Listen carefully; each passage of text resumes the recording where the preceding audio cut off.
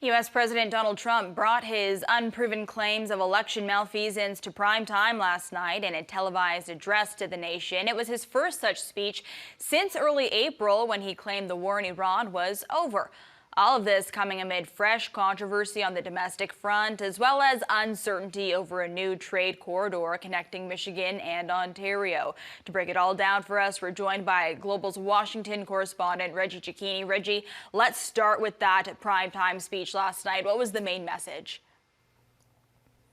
Well, Jaden, look, the president had billed this as something that was going to give Americans new information on the integrity of the United States election system. But realistically, what we heard from the president was information that was largely known already, put out there by the U.S. Intelligence Committee. Donald Trump tried to make this allegation that China, along with other nations, including Iran and Russia, had meddled in elections in the past, but he did not kind of tie any connections or make any dots connected to any potential movement in elections. Essentially, what the president was trying to do was send a message to Republicans that America's election system needs to be protected. It was a push to try and get the so-called SAVE Act out there, even though Republicans in the past have said this is something they're not likely going to move forward with. Essentially, this was a message to the base to suggest that America's elections are not safe, with Democrats already coming out to say that the president was trying to impact the upcoming midterm elections before the first vote is even cast. And all this while the war with Iran continues. What do we know about Trump's plans for the Strait of Hormuz?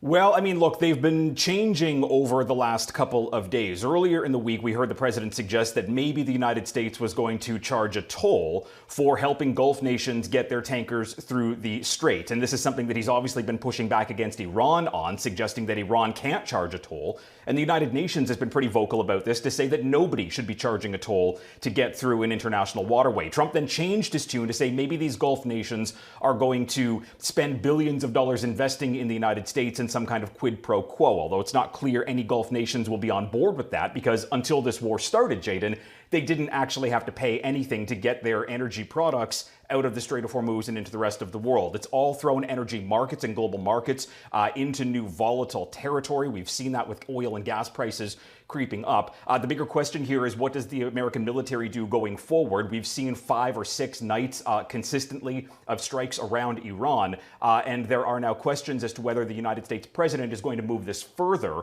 with the reporting suggesting that close allies to him are suggesting maybe a ground movement of troops onto nearby islands or Iran proper itself, to potentially try to bend Iran or bring Iran to its knees. But analysts have told me this week, Jaden, that that would come with significant risk and cost, not only to American military infrastructure, but to personnel as well. Okay, now on the domestic front, more people are being killed during ICE traffic stops. Now, Reggie, those had been halted for a while after several tragedies. Why is this happening again?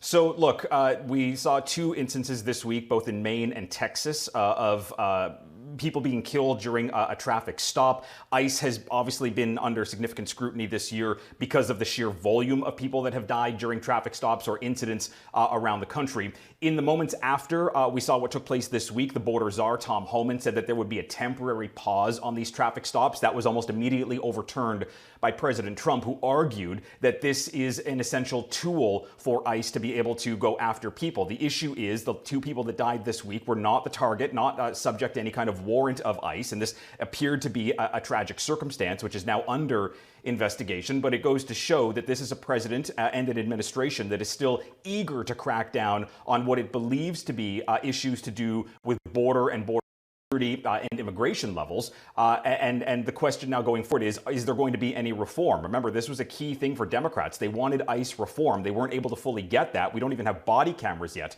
on many of these ICE agents. So this is something that's likely going to continue to dog not only the president, but the potential of the Republican Party as we walk towards the midterms. Okay, this next story impacting a lot of Canadians. Here in Canada, the Gordie Howe Bridge remains in focus. It's due to open before the end of this month, but we're hearing about the financial terms of this opening. It seems quite different on both either side of the border.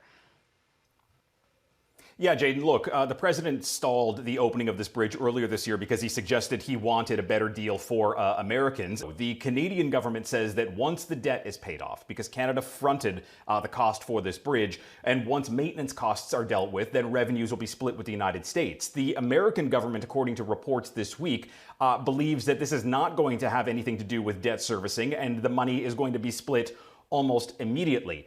We still have the Canadian government, Prime Minister Mark Carney, suggesting that this is a great deal for Canadians and that Canada is going to come out on top, even though the Americans are trying to say that they're going to get a bigger share of the cash here. So we're waiting to see what the ultimate final documents are going to look like. Still, the fact that the bridge is finally reopening after months of delays is going to be, a moment here for both sides of the border. It was another big week. We'll leave it there for today. Our Washington correspondent, Reggie Cecchini. Thank you.